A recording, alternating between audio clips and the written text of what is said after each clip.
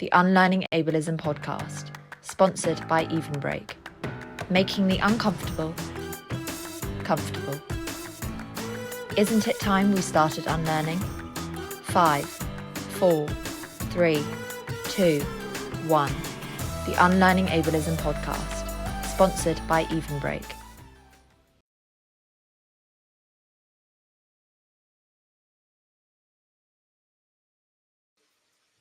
Hello, and welcome to another episode of the Unlearning Ableism podcast.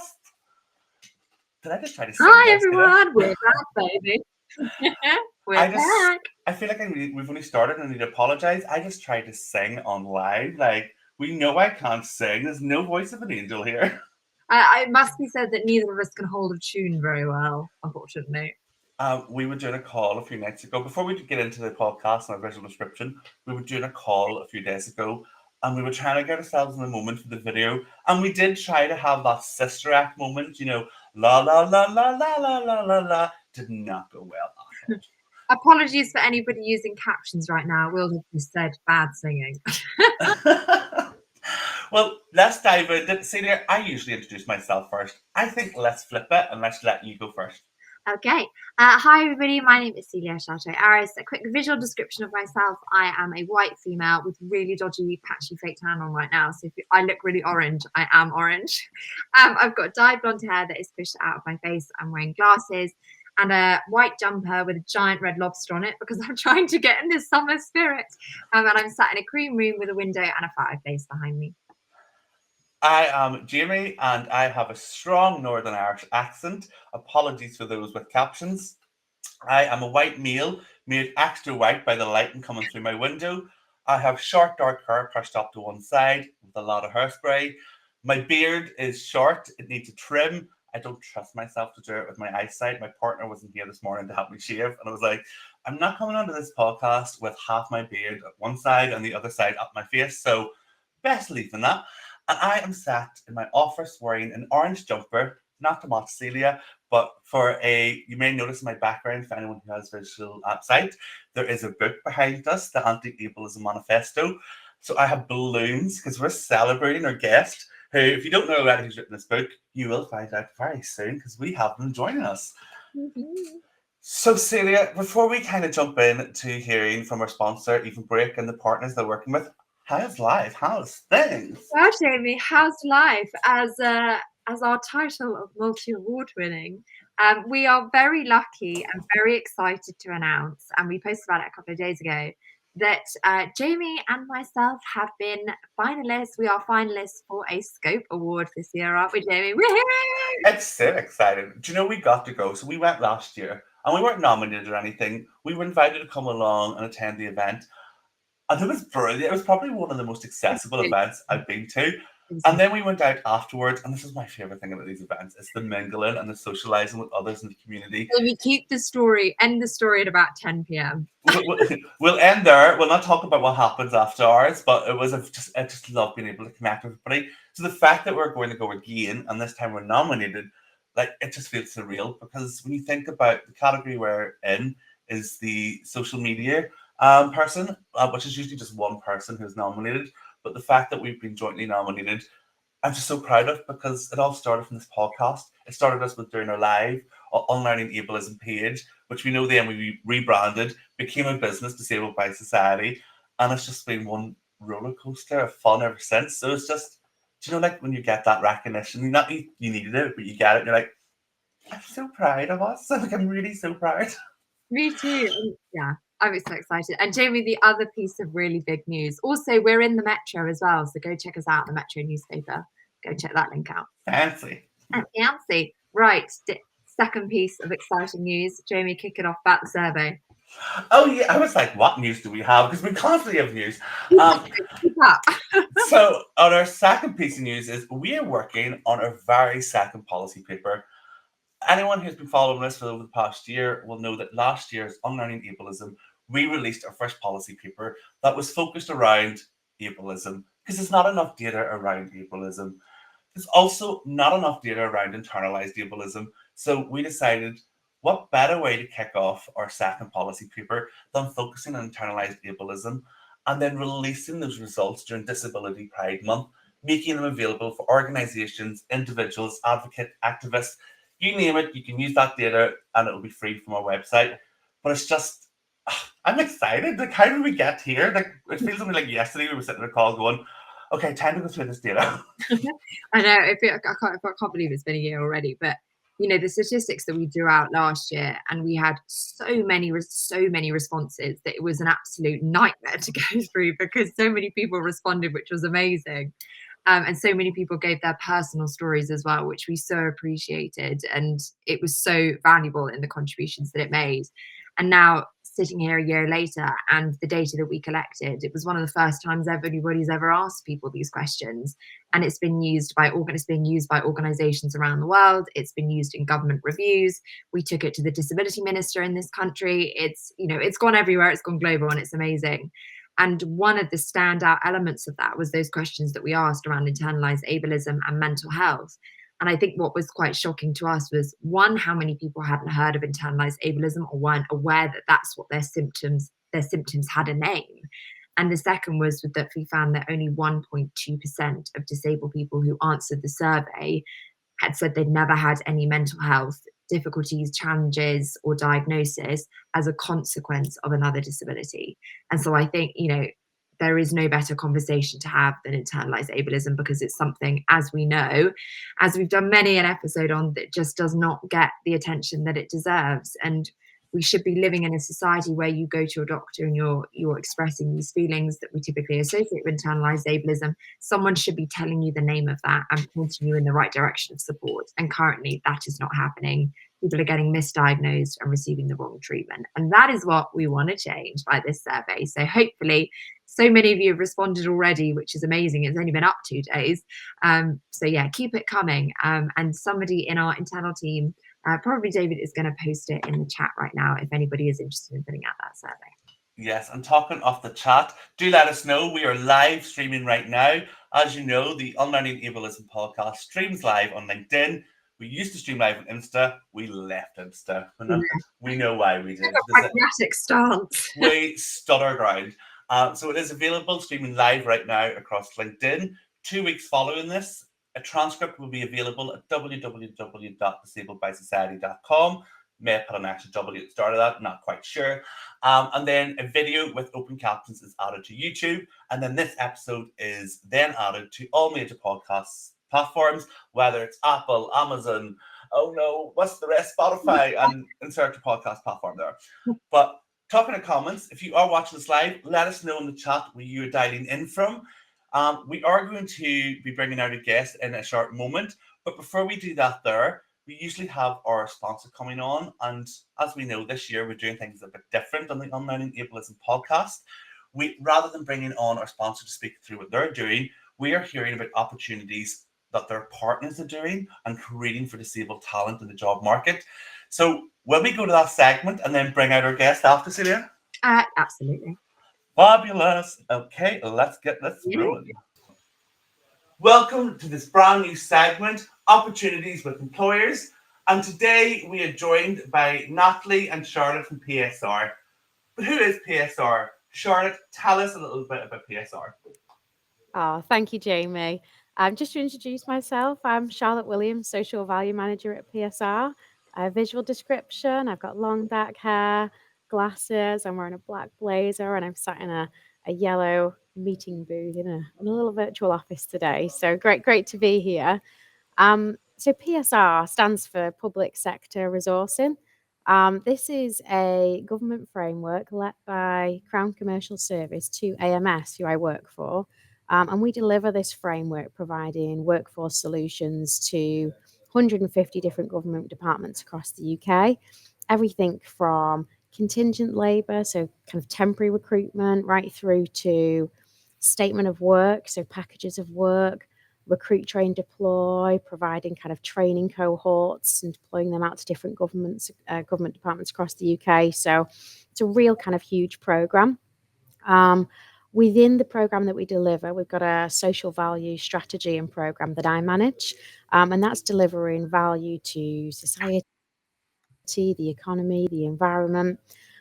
Within strategy, we've developed a partnership with Evenbreak through a wider AMS Diversity and Inclusion Alliance. So that's a collaboration forum with different partners that are making a difference within their respective kind of D&IB fields.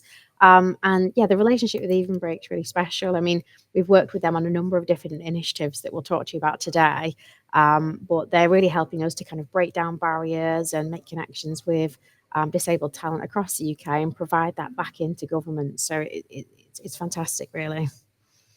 Thank you so much, Charlotte. And Natalie, over to you. We'd love to hear from you and what your role Absolutely is. And if you could describe how your organisation is actively breaking down the barriers for disabled people, especially in the hiring process. Absolutely. Thank you. And thank you for having me. I'll just do a quick introduction. So I'm Natalie Taylor. I work for PSR as the diversity specialist.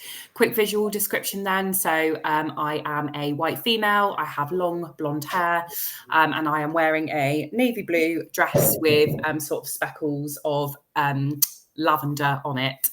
To talk about the different things that we're doing to embed inclusivity into our hiring process then. So Charlotte touched on our alliance partnership with Evenbreak.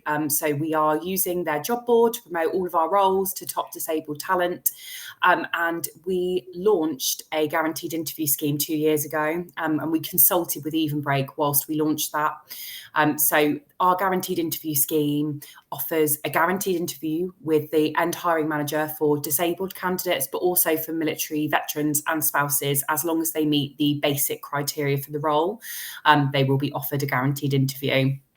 So what's really fantastic about this initiative is it cuts across all of our customer base and includes candidates that are supplied via our supply chain.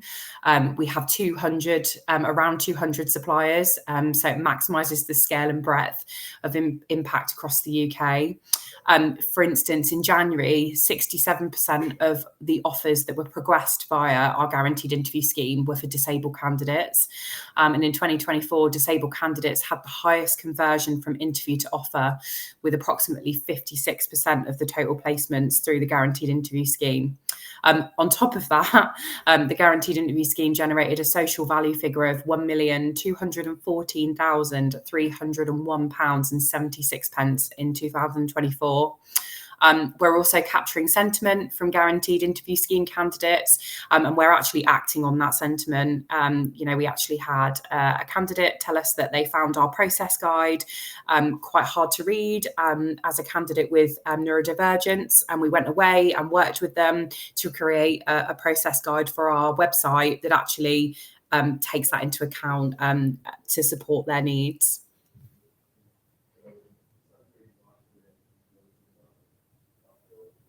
Fantastic. So it looks like these are breaking barriers there, but I want to kind of get into the nitty gritty. And I'm going to come back to you this time, Charlotte, if that's okay. And I want to ask you, what steps have you taken at PSR to ensure inclusivity is embedded at every stage of that recruitment process? Yeah, I think that's such a good question, and it's so important to make sure that we're thinking about it at every kind of touch point for the candidate as we're progressing them through their journey with us. I mean, since we launched our strategy a couple of years ago, we've been continually evolving, making a number of different enhancements. So as a starting point, we've relaunched our careers website to make it as accessible as possible, following the kind of latest guidelines and consulting with our partners, Evenbreak and our internal teams. So that kind of first step in the candidate process is as inclusive and accessible as possible. We've also been working with partners to target specialist jobs boards. So we've been using the Evenbreak Careers platform to make sure that we're, putting a wide net out there for disabled talent to be able to access the opportunities available through this framework, through government. But really importantly, we've got a huge team of recruiters and sources and candidate-facing teams, and we recognise the importance of ensuring that they are upskilled and they've got the knowledge to be able to, be as inclusive as possible when they're engaging with all different types of candidates. So we launched a quarterly training program with all of our candidate-facing teams, and we've held a number of different webinars all around kind of, diversity, inclusion, how to help candidates through the process. And quite recently we had Adam Hyland join us from Even Break, and he delivered a session on reasonable adjustments and removing barriers, which was really, really well received by the group that we delivered it to. The impact was clear. They all, lots of them said they'd learned things that they hadn't known before, and they felt more confident in supporting candidates and advocating for them with hiring managers when needed. And we've kind of seen that come to life in person, where we had remind me, Natalie, we had a candidate that had applied for a role, I think, and then unfortunately they'd been rejected. Another candidate was successful, and then upon speaking to the candidate, the recruiter uncovered that actually this candidate needed reasonable adjustments, and that had kind of come from the training program that we delivered and the learnings that they'd taken from that. And when they'd uncovered that, they went and advocated for that candidate with the hiring manager, and I think that candidate actually went on to get the role, Natalie. Yeah, correct. Yeah, they were offered. The recruiters went back, advocated for the candidate, gave the candidate a second interview, and they were successfully offered, which is fantastic news. And that training's kind of instilled that confidence in our recruiters to have those conversations. Yeah, I think it's like embedding it across, every kind of touch point that the candidate has, every person that the candidate is speaking to, making sure that we're kind of just living and breathing that culture of inclusivity and, ensuring that everything's accessible as possible. We've also got, a huge onboarding team that will support the candidates. So we've got specialist technology that we invested in to kind of make that process as seamless as possible for them. And then when they're deployed, we've got a whole wellbeing program with access to mental health first aiders, wellbeing technology that they can use. So we're continually evolving our program, looking at ways that we can improve and just make that a better process for candidates, as much as we can. And I love what you said at the end there. It's about evolving it, because as we know, there's no end goal. There's no magic button to hit. There's no magic wand. It takes time, it takes effort, and it takes internal efforts and external efforts. And by the sides of it, PSR is absolutely slaying the game here. I'm really conscious, if anyone who is listening to this here is interested in these opportunities, where is the best point of contact for them to go and explore these opportunities with PSR?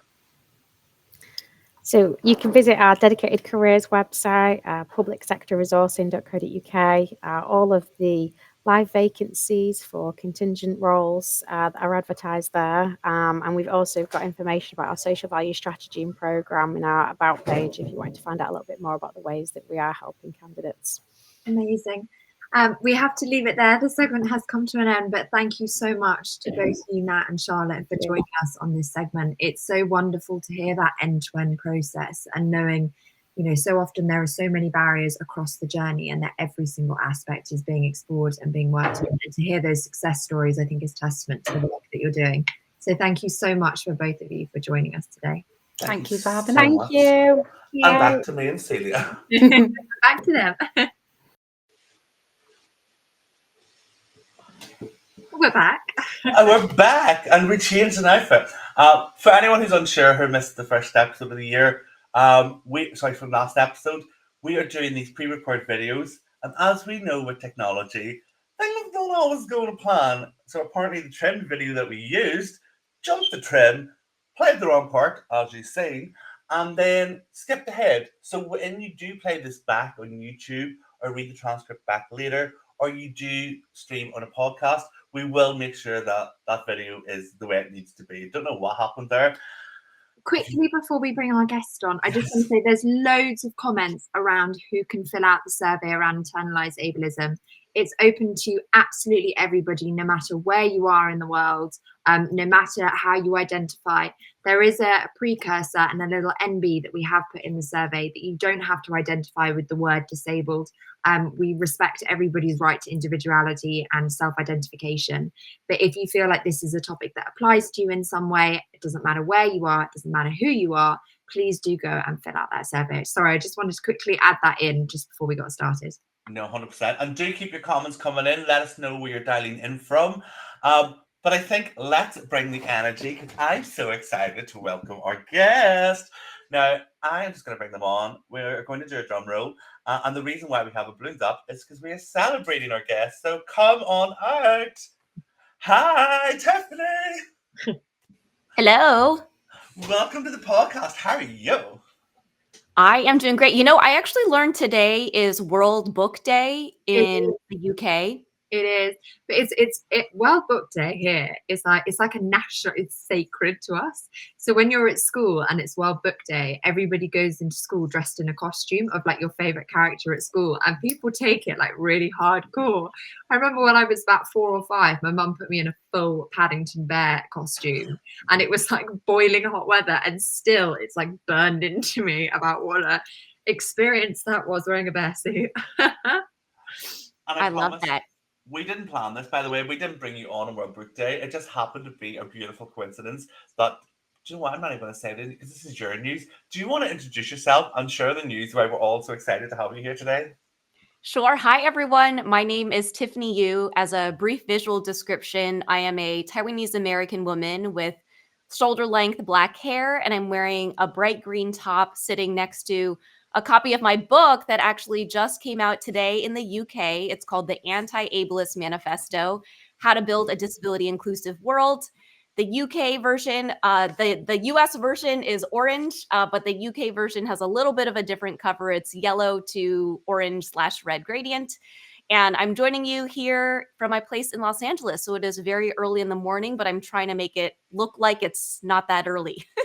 You succeeded, because before we came on live and you told us the time, like, I was like, oh my goodness, because if it was that time here, I wouldn't look as you did. I would be still like coming my pajama tops, my hair would be no gel in it, but you look absolutely brilliant. And I'm just gonna say it's like 6 a.m. there now, yeah? It is. It's 6 in the morning. I'm getting to watch the sun rise, but I have a very bright light in front of me because when we first started, it was very dark. I'm a night owl, and there's times over the weekend, and I will be honest, I'm going to bed and the sun is coming up. It's like 5 a.m., 6 a.m., and I'm like, what am I doing with my life? I have work in 24 hours and I'm exhausted, and it's now Sunday. I need to get better at wakening early and flipping that narrative. But we're so excited to have you. I sat before this live blowing up balloons because I was like, we have to have orange balloons because Tiffany's coming on. We have to celebrate you coming on because you are just an absolute, I'm going to say, icon in the disability space. Everybody knows who you are. It doesn't matter if you're based in the UK, if you're based in the US, Europe, Asia, all over the world. People know who you are because your voice has been so impactful in helping have these conversations around ableism. So firstly, thank you for bringing your iconicness to our podcast. I mean, we are among icons. That's why, and I actually love, so there are orange balloons to celebrate the launch of the Anti-Ableist Manifesto, and there are purple balloons with your scope news. And I love just hearing about all of the research that you are continuing to put out there, because the research is how we start with making change too. 100%. And I'm sure you noticed this too with writing your book.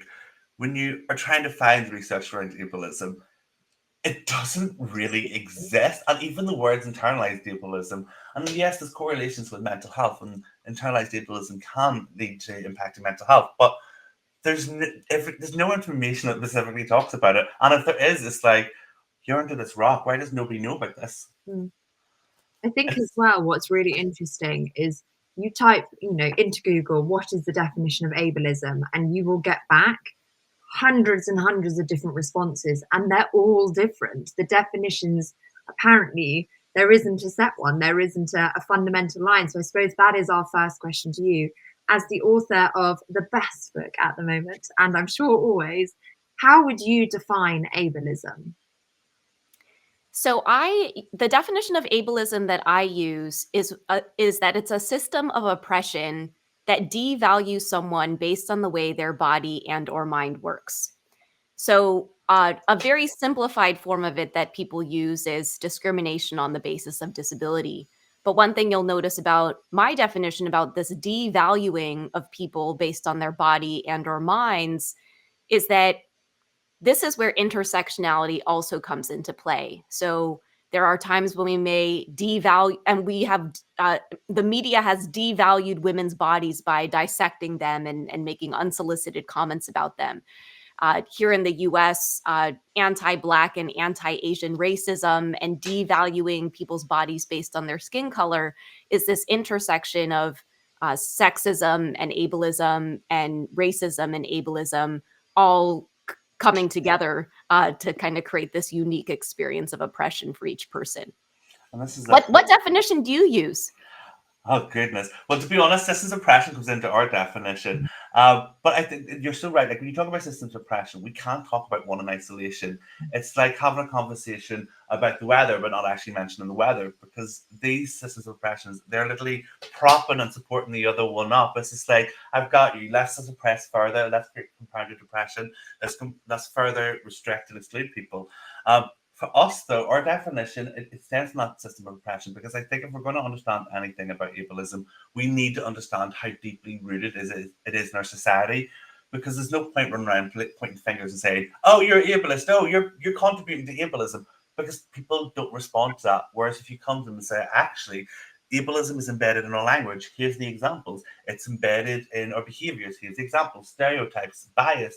It's that automatic reaction when somebody says disability and you think in your head of a visible physical disability or difference. You don't think about the diversity of disability, because if somebody says to you, think of a disabled person, you shouldn't be able to. You know, think of disability, you shouldn't be able to, because disability is diverse. How do you picture in your mind the 1.3 or 7 or whatever figure we're using these days billion people living with it? So you can't capture diversity. But it's very similar to your kind of definition. I couldn't find the word there. Oh my goodness. I'm so tongue-tied because I'm so fanboying over you. Like, I have followed you for so long since I started LinkedIn, and then I followed you on TikTok, and I can remember watching your anti-ableist videos where you would sit down with another disabled creator and you'd share, and you still do them, I think. I've seen one recently, and I just fanboying over you. So if I stumble over my words today, or you see me get sweaty, or you see me like start to tear up or get emotional, it's because you're here and I'm so excited.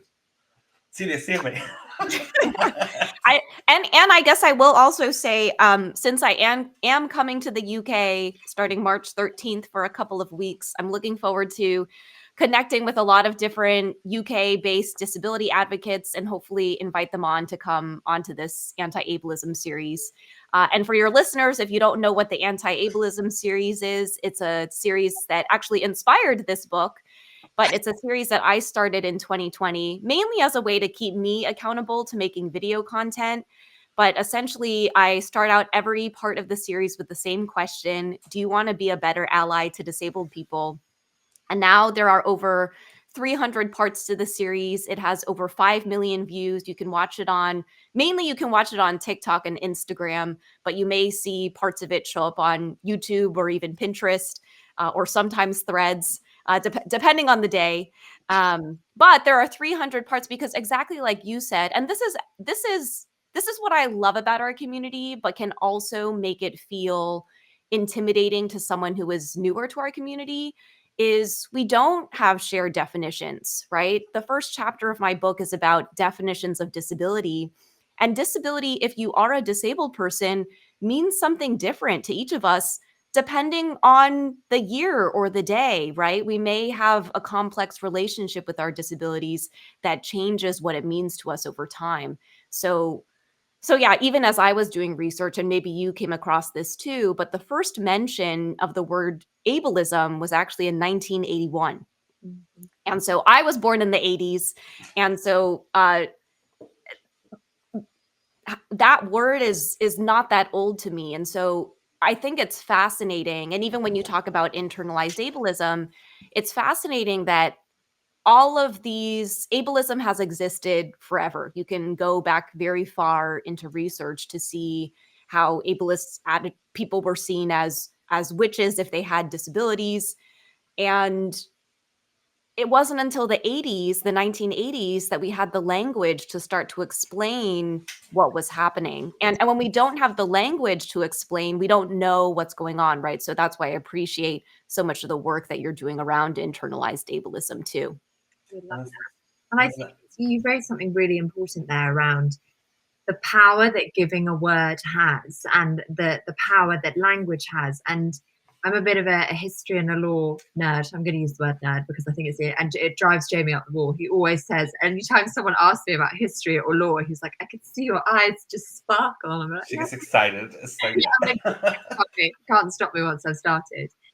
And as you were saying, you look back into our history, and ableism has existed since the dawn of time. You look at there was a study in Italy a couple of years ago, and for those that weren't familiar, they found caveman bones, Homo sapien bones, some of the kind of the first forms of human beings as we know it today.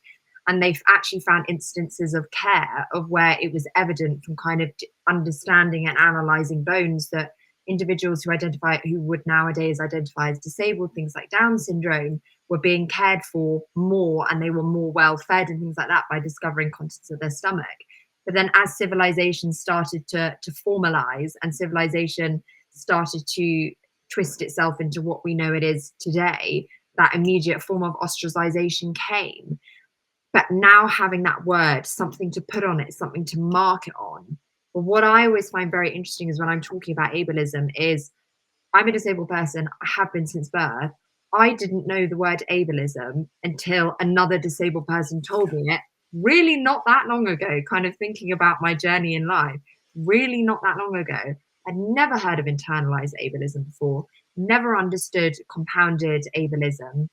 No one even taught me about intersectionality. And, you know, that's a signal of my privilege as a white woman in England. But it's so shocking how little education there is around ableism. We have the word, we've had it for 40 something years, it's still not being taught. And I wanted your thoughts on that. Yeah. My hope is that it's changing. I have a book out. 5-10 years ago, I maybe knew two disabled authors or two disabled friends who had books. And the fact that this book is out among so many other books that are coming out, like this year alone, I can probably think off the top of my head, at least 5 books by disabled authors. And I don't know if it's an age thing and the fact that my disability community has grown over time, but it also, I feel hopeful. You will find that I am a very hopeful person, even though we're talking about ableism. But I feel hopeful that we are on the cusp of a cultural shift around disability. There are so many more of us that are self-identifying now. There is a lot more elevated consciousness, not only around ableism, but also the concept of disability pride, and that a disabled person can be proud and express joy. And I'm not getting as many strange looks as I did 15 years ago. And part of why I guess I feel grateful. So I've been disabled for almost 30 years. I have been active as a disability advocate for about over 15 years. And I have seen change. And I don't know, and it may be small and maybe not at the pace that we would like, but it is definitely different than when I guess I didn't even identify as a disability advocate in 2009, but when I first wanted to build a disability community in 2009. So yeah, it's changing. I don't know if your news is out. Maybe there'll be other balloons. But there are so many books. This book is coming out, and the fact that it's coming out in the UK with its own version for a UK audience. The foreword was written by Shani Danda, who maybe you all know. I had a chance to meet her very briefly, so I'm looking forward to crossing paths again when I come over to the UK. But it has been fun to launch a book in a country I don't live in. I think that's been a really fascinating part. But even and you know, I actually got asked this question in one of my launch events. Was when my book came out, it came out not only in print, but also audio and ebook. And someone asked me if that was something I had to negotiate with my publisher to make sure that the book was accessible in all of those formats. And this was my own privilege. I actually didn't know that that was something that had to be negotiated, right? And so, at least for me, at a baseline level, that access was a requirement for this book to come out, and make sure that on the day that the hardcover version came out, the other versions that would be accessible if you prefer a digital or an audio format also came out on that same day. And that's so important, because I think people get excited, especially because I'm from the 90s. I was born in 1990, so I know I look 21, but I'm actually 34, 35 soon.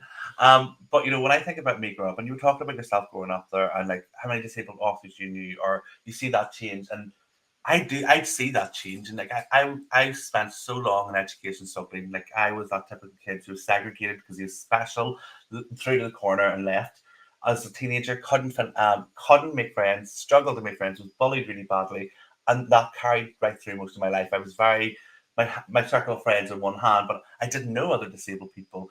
I didn't see them on TV. Whereas now, like I can turn on the TV and just our UK channels like Channel 4, like, and you'll see representation of disability, you'll see disabled people hosting.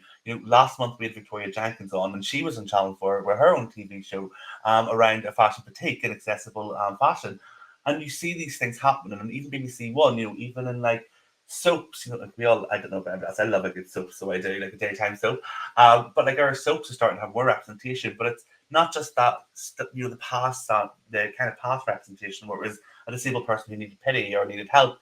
It's disabled people living fulfilling lives. It's being contributing members of society. It's having a voice heard. So I do see the change.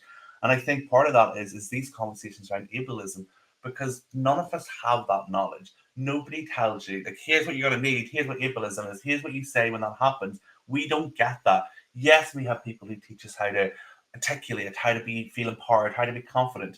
But a lot of the times, those people we're learning from don't have that lived experience. And they're trying their best, and they really want you to do well, but nobody can prepare you for internalized ableism. And I think it's having these conversations where it's not just, yes, I'm disabled and I'm so empowered because I'm disabled. It's actually, yes, I'm disabled. Sometimes it's hard. Sometimes it's shit. Sometimes I sit there and get so frustrated at, am I making progress? And then you have to go and speak to somebody in the community like yourself, or I have Celia who constantly gets, are we making progress? Is this worth it? And it's like, it is. The progress is happening. I want to ask you a question, because obviously we are talking about your book, and I want to ask you, how did you find that process? Because we can't give away any news or anything. Yeah, we're trying to stay quiet here. But how did you find that process of taking that information? Because it's so hard. There's so much to write about. How did you find that? And tell us a little bit about that whole process. This is a accessibility for the win. So for those who are unfamiliar with me, I was involved in a car accident at the age of 9 where I acquired my disabilities, including one where I permanently paralyzed one of my arms, my dominant arm at the time, and then much later was diagnosed with a mental health disability, PTSD, or post-traumatic stress disorder. And I bring that up. The non-apparent one was not relevant, but context. But because I can only type with one hand, I think I had a lot of imposter syndrome around how I would write a book, like the logistics of it. And I wrote the first draft of this book using speech to text. I used a tool called otter.ai. It's the equivalent of if you are in a Zoom call or something and you turn on the auto captions or craptions, make sure you check them. But I'm going to start using craptions. I've never heard that before, and I love it. And so, yeah, and in a lot of ways, I wanted to make sure that this book was relatable and approachable and digestible, like it was a friend talking to you. And what better way of a friend talking to you than me talking out loud what I think that every chapter is going to look like in a very long voice note that is then transcribed. And that is how I made writing the book accessible for me. I'll still say I don't consider myself a writer. I find it much easier to speak out concepts, to talk things out loud than it is to put things down on a page.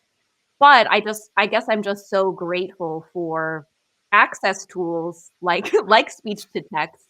And I actually think during the pandemic, a lot of these tools got so much better, right? And I have a chapter in the book where I talk about how if we really center access, it makes things better for everyone. Because now, and I don't use this feature. Actually, I do use it in a different form.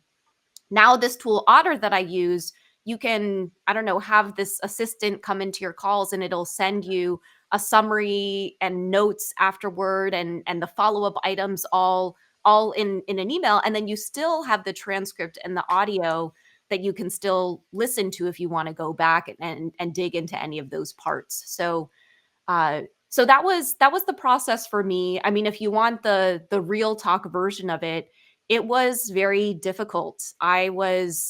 It was very difficult in the sense that my imposter syndrome, and maybe I would almost pair my imposter syndrome with my internalized ableism, that I just, there's always that fear of, I don't think anyone's going to care. And then there's the other one of just how logistically is 90,000 words going to come out of this one hand.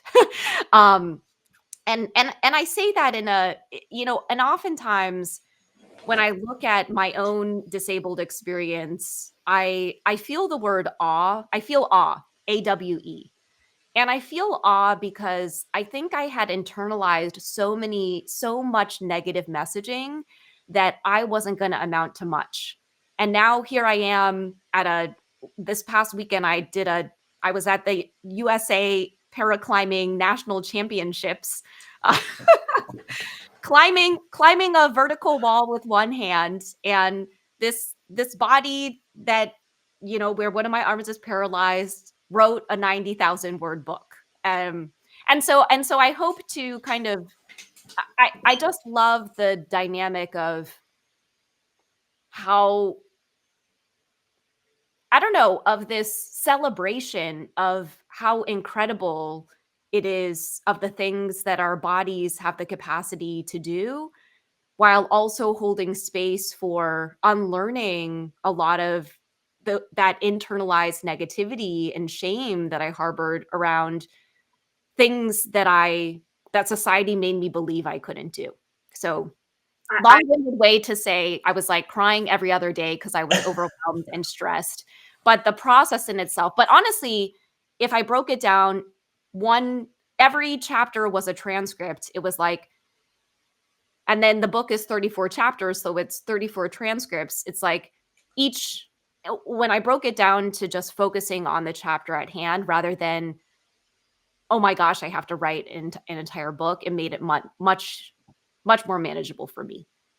And I want to highlight there before we move on to the next question. Thank you for saying that you are in awe of yourself. I think so many of us, and I know I experience this all the time, if I achieve something or something goes well, and I know Jamie and we've spoken about this all the time, I always go, well, it doesn't matter because I know my body's not doing, it doesn't feel like an achievement. It doesn't feel like I've done what I set out to do, because all I'm looking at is the things that I can't do, because that is what society has told me to do.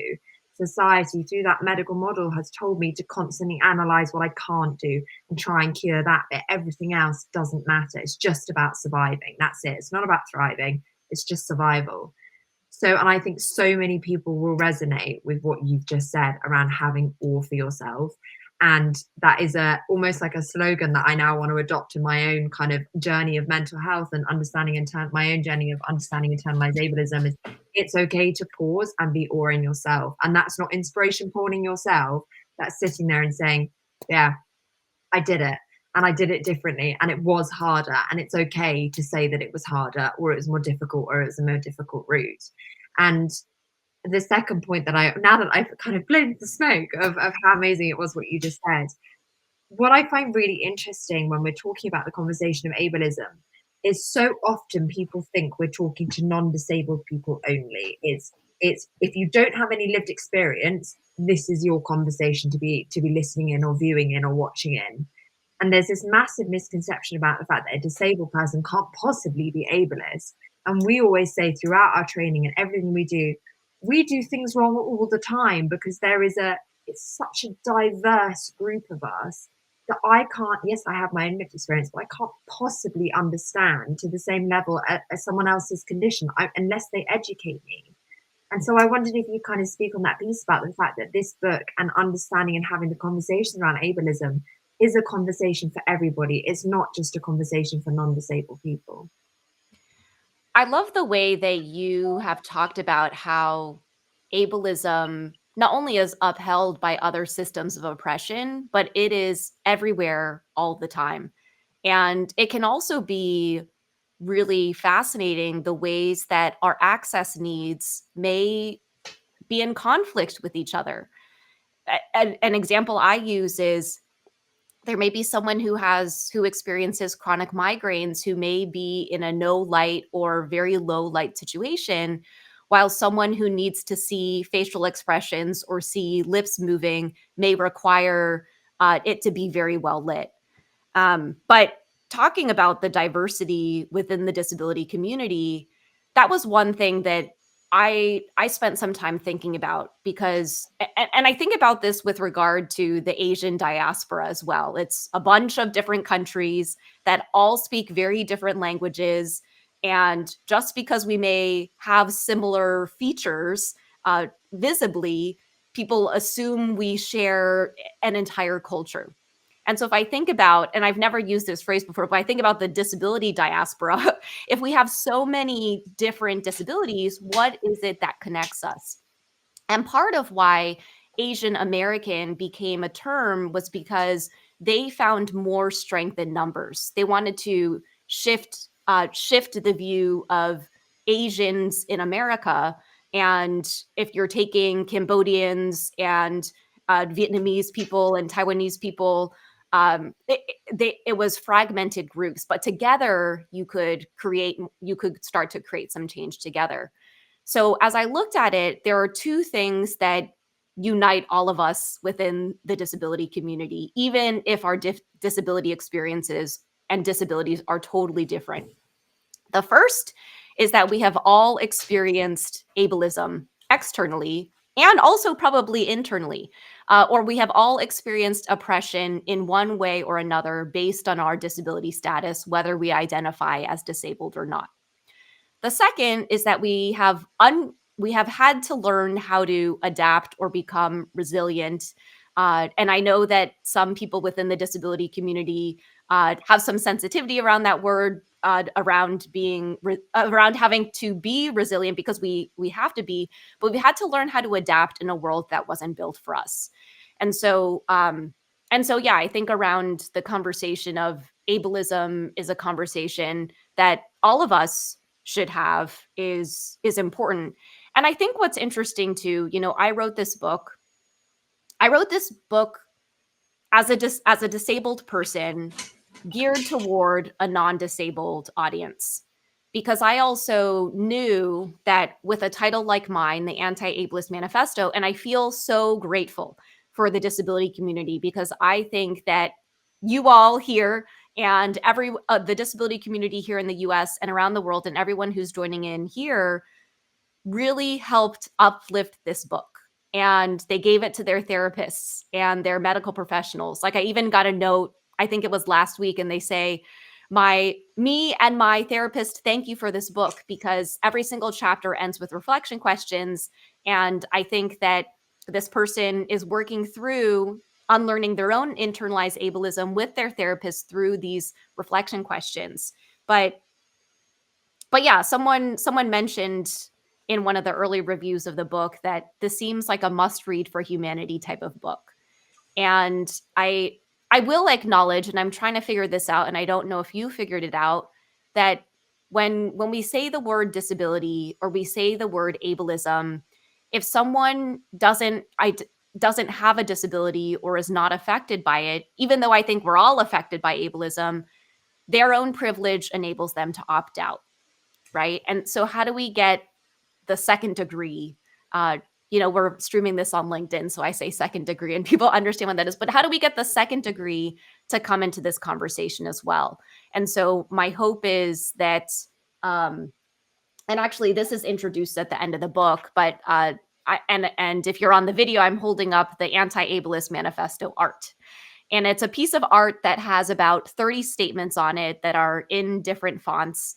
And the book did come out in the US in October. I get distracted by comments. But this is the Anti-Ableist Manifesto art. It's introduced at the end of the book. It has 30 statements on it. And the hope is that you get the Anti-Ableist Manifesto art in a poster form or printed somewhere or on a shirt or a tote bag. They're available in our merch store. And you look at the manifesto art and it has different statements on it, like disability is not a bad word or a bad thing, nothing about us without us, invest in disabled entrepreneurs, confront ableism. And these statements are all inspired by chapters in the book. And so if you don't have the capacity or spoons or energy or want to read a 250-page book or listen to an 8.5-hour audiobook, now you have a piece of art that at least can be a conversation starter or your entrance to at least better understand, okay, in order to be anti-ableist, which all of us should strive to be, here are a couple different statements that can help guide you or might resonate with you on your journey. It's almost like calls to action too, aren't they? Like calls to action. It's things that you should know. It's like things that you should know, but we get lost along the way. Or if you're non-disabled, you forget about it and you think, well, this doesn't impact me because I'm not disabled and never going to impact me. When statistically we know it's not if you become disabled, it's when you become disabled. And if not you personally, it could be a friend, a family member, not just permanent disability, but temporary disability. So I think that kind of notion of these calls to actions is so important. And I think in Disabled by Society, we all know I love a graphic. Like I am all for anything that is like a different way of learning. Like I can sit and have a conversation, but if I am given the time, I can go and write something and I will turn that into a graphic because for me, visually, it just works for my thinking, for my eyesight. It's like tick, tick, tick. All I'll say is the amount of conversations we've had, and then 2 hours later, Jamie's posted a graphic of it, and I'm like, coming through, he's coming through. It's just like and the graphics are so good. And if you think about it, I love that you talked about different ways of learning, right? And so even as I was writing the book, I was like, this anti-ableist manifesto art gets shared on social media. I mean, now people see an orange cover or associate my book with this orange cover. But I knew that something like this was going to be shared. And as I was writing this book, I wanted to make sure it was written during the social media era that we're all living in. Yep. So Celia, you love research and history. And at the same time, I'm citing LinkedIn posts, actually probably that Jamie has written, or maybe graphics that Jamie has written. And I'm citing TikTok posts and Instagram posts because that is how we are communicating and educating in community with each other right now.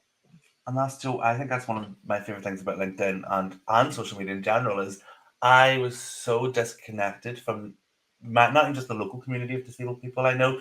Even we know it's not one community, it's communities inside communities. But from anybody locally, I wasn't really connected to the disabled people. When I joined LinkedIn, I thought it was, I'm just here to find candidates for jobs because I was working in recruitment. And then I seen their first post about disability. And then I found Meryl Evans. Then I found yourself, Tiffany. Then I found so many people from all over the world. And I was like, oh my God, I'm not alone. And like, as a disabled person who potentially scrolling through social media going, this is annoying me, that's inaccessible. Can't engage with that because that's inaccessible. To see that one post in your newsfeed and somebody talking about something that, oh my God, somebody's talking about this taboo subject. Oh my God, you can talk about the good, the bad, and the inaccessible. It's okay to do so. And it's suddenly like, it's so transformational. Like my whole life has changed since posting about my disability on LinkedIn. It's how I met Celia. It's how we're here today. I'm conscious of time because we've about 8 minutes left. And I think I really want to ask a question because you've talked about, about you're being younger and that change from being younger. And I think one of the things that we talk about is being in awe of ourselves. And we don't do that enough. And I love RuPaul's Drag Race. And anyone who watches this podcast knows I love RuPaul's Drag Race because I try to quote it in every episode. But at the end of RuPaul, they do this moment, and it's just like, what would you say to your younger self, knowing that you know now, Tiffany, as an author, as the CEO and founder of Diversability, which you have to tell us a brief description of as well, because we haven't even talked about Diversability yet. But what would you tell yourself and tell other young disabled people and even other adult disabled people listening that they need to know right now about themselves and how to be in awe about themselves? So I will start by just sharing a little bit about Diversability. Yes. So my final internship in university was in investment banking at a bank. And while I was there, I got introduced to their disability employee resource group. And all of a sudden, I got introduced to very senior people at the bank, and now had mentors and sponsors who were supporting me as a disabled intern at the time, who then became a disabled employee. Fast forward a couple years later, I was working at another company called Bloomberg, and they were in the beginning stages of launching their disability employee resource groups. So I got to pitch the creation of their disability employee resource group that has now been around for 10 plus years. And I can't believe that it has already been 10 years, 10 years since I worked there. And so essentially, after I left that, I went into much smaller companies that didn't have the infrastructure for a disability community. And I thought, I gained so much out of being part of this, even if it was attached to my employer. What would it look like if we created like a disability employee resource group for the world? And so that became the inspiration behind what Diversability is right now. So we want to provide resources and support and leadership opportunities for members of our community through Diversability. So we have a couple different community options. The biggest one right now is a Facebook group, depending on how you feel about that. But a lot of disabled people are finding a lot of support out of Facebook groups. And I usually, if people don't know where to find community, the first place I usually refer them to is to look up a hashtag that may resonate with them specifically, or even to, if you are still active on Facebook, to go search the type of community that you're looking for, and you would be surprised how many communities there are. And there's one even specifically for my injury, which is called a brachial plexus injury, and I've learned a lot from them. Advice for my younger self, if you do decide to check out the book, the dedication is actually to 9-year-old Tiffany. And I'll just share, I just wrote one sentence for her, but if I could tell her anything, actually what I wrote here was, I can't wait for you to see who you become.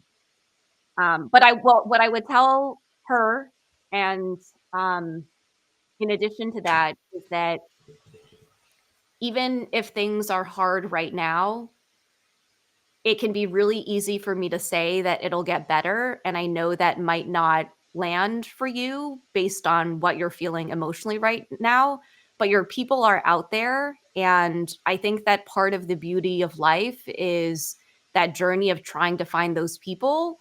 And now, I don't know if I'm still talking to 9-year-old Tiffany, I feel so liberated being myself. And I will say that one of the best tools for me for unlearning my own internalized ableism was finding community, was meeting other people who, even if their stories and disability experiences were different, just knowing that I wasn't alone. And I'm so grateful. I'm so grateful to be in community with so many disability advocates who are movers and shakers in their own realms of the world. So that is what I think. I've been thinking about 9-year-old Tiffany a lot. I actually met this past weekend, and I know we're coming on time. I met an 11-year-old girl who listened to my audiobook with her mom, and her mom is blind. Her mom is a blind paraclimber who is now on Team USA going to compete in the international competition. Plug. And they came up to me at the competition and they said, we read your book. If we bring the hardcover copy tomorrow, would you sign it for the mom and the daughter?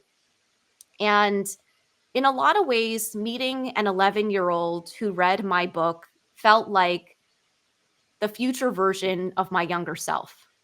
And in many ways, I can't believe that an 11-year-old read this book, because it is very geared toward work and closing the disability employment gap, because I think there's a lot of opportunity there. But the fact that it resonated with her, and that to see this next generation of future Tiffanys taking this on so early and educating themselves and elevating consciousness around ableism and anti-ableism gives me a lot of hope as well.